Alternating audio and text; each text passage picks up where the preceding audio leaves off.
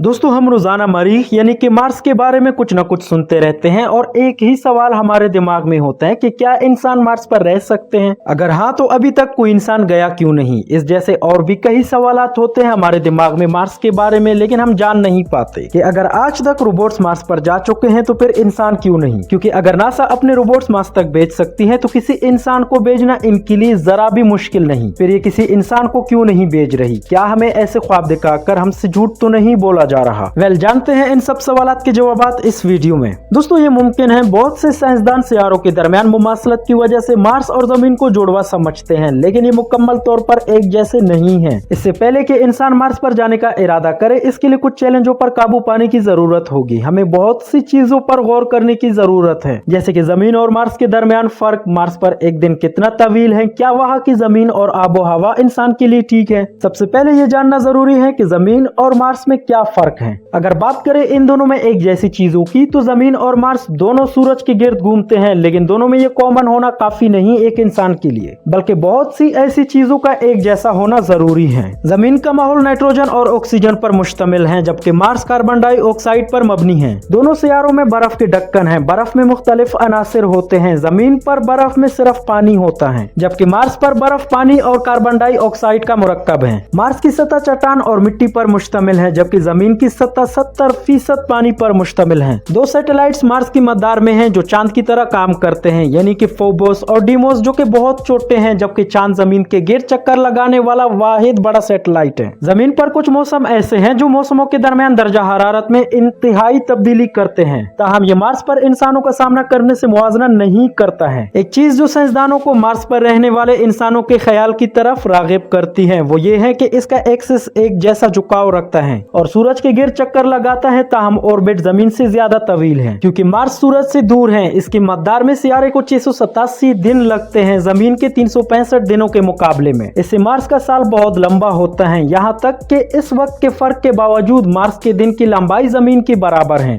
अपने एक्सिस पर पूरे दिन की गर्दिश में 24 घंटे और 37 मिनट लगते हैं। जमीन और मार्स के दरमियान एक और मुमासलत सुर्ख सियारे पर मौसमों की मौजूदगी है, ताहम पतली फिजा और सूरज की कुर्बत की वजह से दर्जा हरारत बहुत ज्यादा शदीद है। इंसान की बका के लिए 4 बुनियादी जरूरतें हैं: पानी, पनाहगाह, खुराक और ऑक्सीजन। ये वो तमाम चीजें हैं जिन पर एक इंसान को गौर करनी चाहिए, क्योंकि इनके बिना एक इंसान की जिंदगी मुमकिन नहीं। साइंसदानों को मार्स पर पानी मिला है, लेकिन जमीन पर इसकी शक्ल में नहीं मिला। मार्स पर शदीद सर्दी की वजह से ये तमाम दिखने में पानी की बर्फ की तरह लगता है, लेकिन ये बर्फ नहीं बल्कि CO2 है, जैसा कि हम जमीन पर तजुर्बा करते हैं। जमीन पर बर्फ सिर्फ पानी है, लेकिन मार्स पर बर्फ के साथ मखलूत पानी की बर्फ होती है। CO2 की आला सतह के साथ चट्टानों के अंदर भी पानी मौजूद है, लेकिन सतही पानी की कमी मार्स पर आबाद होने के ख्वाहिशमंद इंसानों के लिए एक चैलेंज होगी। साइंसदान मार्स के बारे में मजीद मालूमात हासिल करते रहते हैं, जिससे इन्हें ये जानने में मदद मिलेगी कि हम कहां से पानी हासिल कर सकते हैं। मार्स पर रहने के लिए जगह बनाना एक चैलेंज है। मार्स तक तामीराती सामान की मुंतकिली बहुत महंगी पड़ सकती है, लिहाजा साइंसदानों ने घरों की तामीर के लिए मार्स से मवाद इस्तेमाल करने का इम्कान तजवीज किया है। मार्स पर घरों को तापकारी की सतह, दर्जा हरारत की उतार चढ़ाव, ऑक्सीजन की कमी और मार्स पर दीगर हालात को बर्दाश्त करने की जरूरत होगी। कुछ इम्कानात ये हैं कि इंसान आइस आइग्लू में या जमीन के सतह के नीचे रह सकते हैं। मार्स पर खुराक उगाना हमारे जमीन पर मौजूद खेत उगाने जैसा आसान नहीं है। इसके बजाय फसलों को बगैर मिट्टी के उगाने की जरूरत होगी, जैसे टैंक फार्मिंग या एक्वाकल्चर। ये वो जगह है जहाँ खुराक को ग़िज़ाइयत से भरपूर पानी में लगाया जाएगा और मसनूई रोशनियों से खिलाया जाएगा। कुछ साइंसदानों ने मार्स पर खुराक उगाने के लिए ज्यादा मौजू माहौल पैदा करने पर तबादला ख्याल किया है। इसमें मार्स के माहौल में कुछ ग्रीन हाउस गैसों को शामिल करना होगा ताकि इसे मोटा बनाया जा सके। ये सोचना ज्यादा हकीकत पसंदाना है कि मार्स पर रहने वाले इंसान आबी ज़रात पर इन्हिसार करेंगे। जानदारों के लिए एक इंतहाई जरूरी चीज जिसके बगैर जिंदगी गुजारना नामुमकिन है। इंसानों को जिंदा रहने के लिए ऑक्सीजन की जरूरत होती है, लिहाजा सबसे बड़े चैलेंजों में से एक ऑक्सीजन की कमी है।